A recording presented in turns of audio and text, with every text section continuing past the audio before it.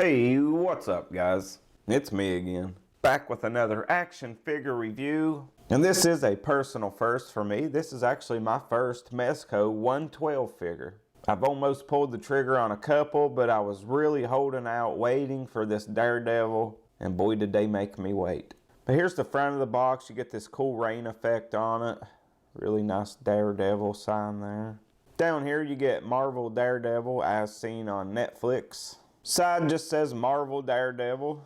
The back has more of that rain effect on it, and it shows you some poses and its accessories.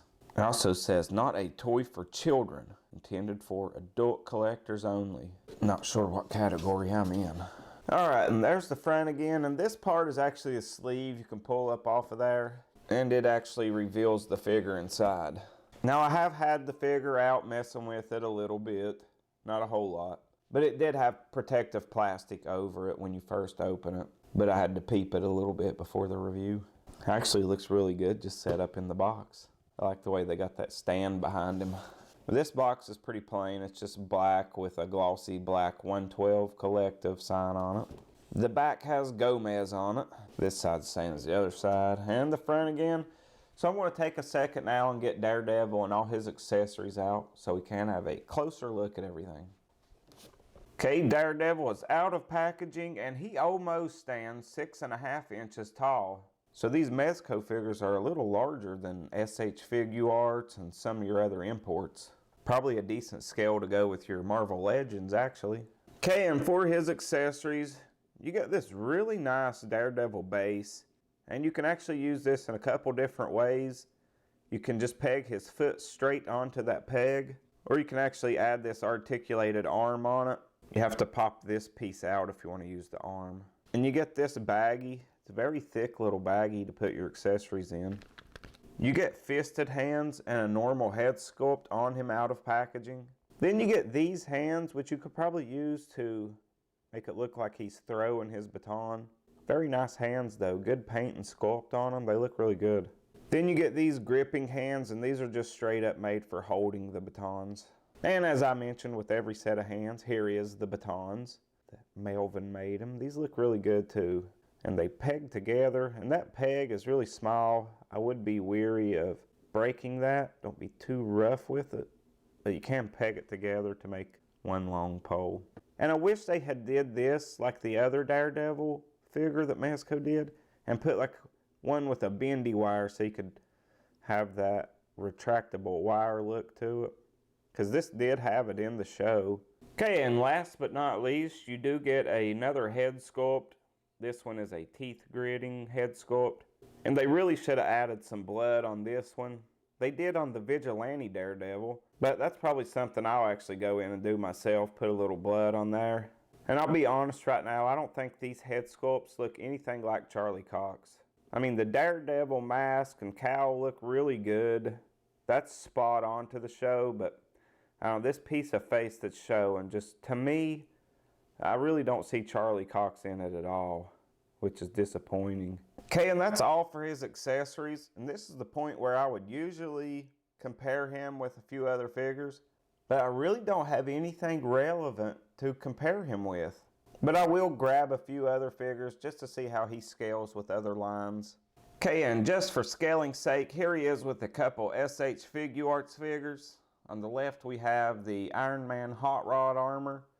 And on the right we have the SH Figuarts Spider-Man Homecoming action figure. Okay, now there he is compared with the Toys era Wolfman, which is obviously Wolverine.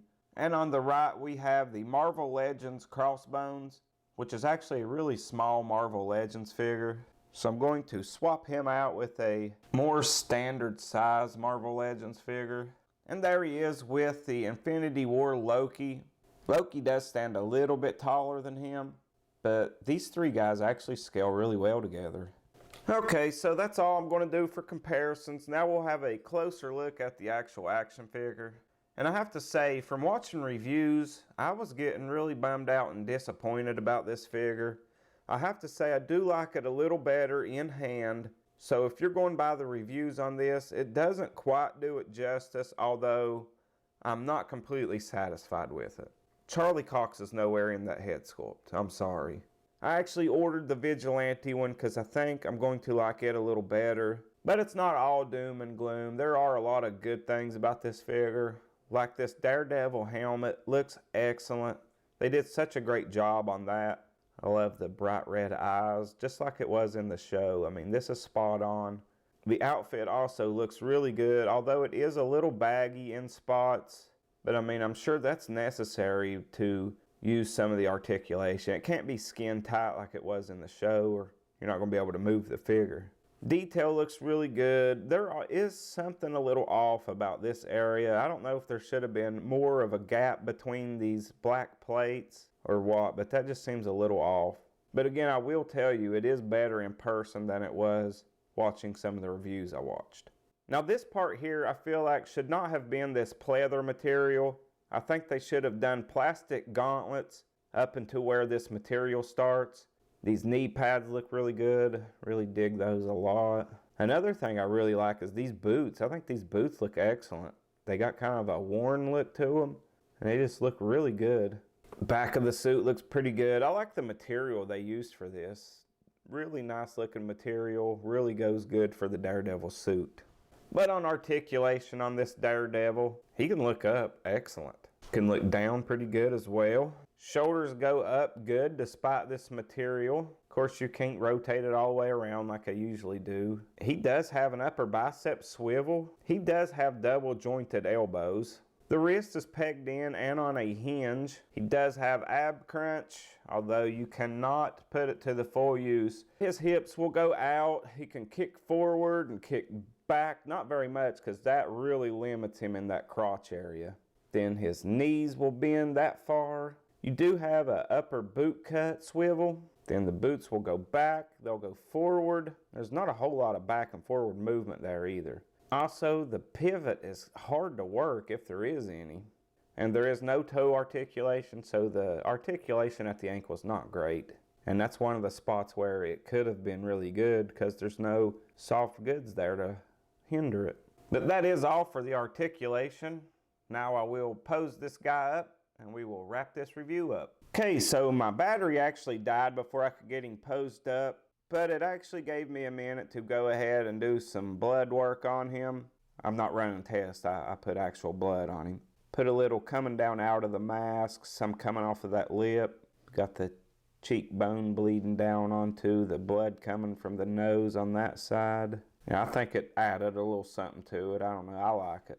But there he is posed up. For my first MEZCO 112 figure, I'm pretty happy with it. I mean, maybe I expected a little too much since they had freaking 4 years to do this damn figure. You would think they could get that head sculpt a little more nailed down than what they did. Really looks nothing like Charlie Cox. Again, that's just my opinion. You may think it looks just like him. You may be wrong too. You know, overall I do like the figure. It's going to look really good on the shelf. It's going to look really good up against the Vigilante Daredevil scene from season 3, which I just recently rewatched, and I think I liked it better the second time. But that is all I have for this video. I hope you guys enjoyed this unboxing and review, and I will see you guys next time. Have a good one. Bye for now. Bye forever for me. Oh, come on, you don't have to bring that up. Breaks my heart.